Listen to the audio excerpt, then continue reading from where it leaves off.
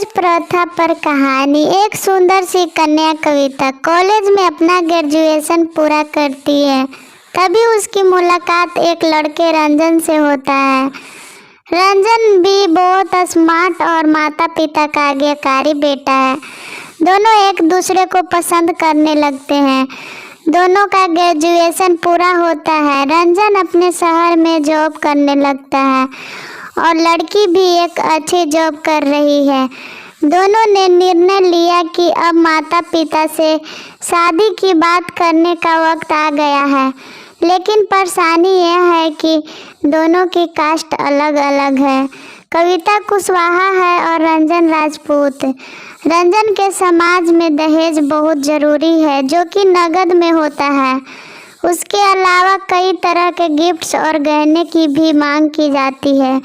रंजन ने कविता को यह स्थिति स्पष्ट की कि और कहाँ घर वालों को मनाओ, अगर तुम सभी मांगे पूरी करवाती हो तो मेरे माता पिता तुम्हें पलकों पर बैठाएंगे। कविता ने अपने माता पिता से यह बात कही। कविता के माता पिता को यह बात पसंद नहीं थी, पर कविता की जिद थी कि अगर मुझे दहेज दोगे तो मेरी इज्जत बढ़ेगी। कविता के माता पिता सक्षम भी थे, बिना मांगे भी कविता को बहुत कुछ दे सकते थे, पर उन्होंने इस तरह दहेज की मांग करने वाले लोग पसंद नहीं आ रहे थे। लेकिन माता पिता कविता की खुशी चाहते थे। उन्होंने यह डर थी कि उनकी बेटी ये न सोचे कि अपनी बेटी को कुछ देना नहीं चाहते, इसलिए उन्होंने सभी शर्तों मानी। शादी में रंजन को कार प्लेट फॉर्च्यूनर के साथ 50 लाख नगद दिए गए। साथ ही कविता को गहने भी दिए गए और सभी रिश्तेदारों को गिफ्ट्स और कपड़े भी दिए गए। शादी बहुत धूमधाम से की गई, कोई कमी नहीं छोड़ी गई। कविता को मन ही मन यह गुमान था कि कास्ट अलग होने के बावजूद भी माता पिता ने उसकी शादी ससुराल के हिसाब से की। कविता को विश्वास था कि उसे बेटी बनाकर रखा जाएगा, उसे वही प्यार दिया जाएगा जो उसके माता पिता ने दिया, क्योंकि उसने अपने ससुराल का मान रखा है। कविता ने अपने घर से ससुराल विदा ली। कुशवाहा कन्या राजपूत घर की बहू बनी। ससुराल में बहुत ज़्यादा पर्दा प्रथा थी।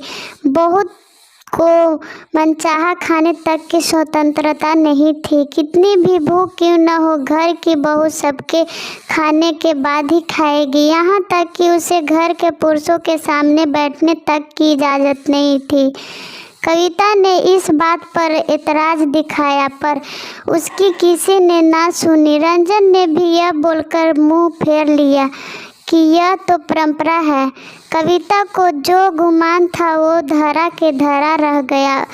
उसे अपने माता पिता की बात याद आई। जब उन्होंने समझाया था तो वह उनसे बहुत लड़ी थी। उसने ससुराल में बात करने का फैसला किया। कविता ने अपने सास ससुर और पति से बात की, लेकिन उन्होंने नहीं सुनी और उसे बहुत बेरहमी से पीटा गया। कविता ने कभी ऐसी व्यवहार नहीं देखा था।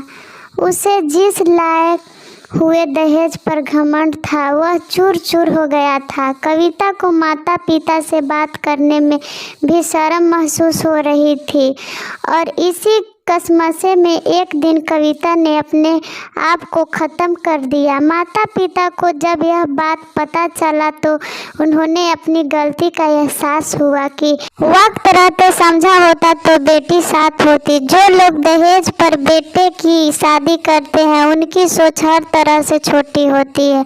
जो बेटे को नीलाम कर सकते हैं वो किसी और की कैसे अपनी बेटी बना सकते थे। दहेज कभी खुशियों की चाबी नहीं बना सकता।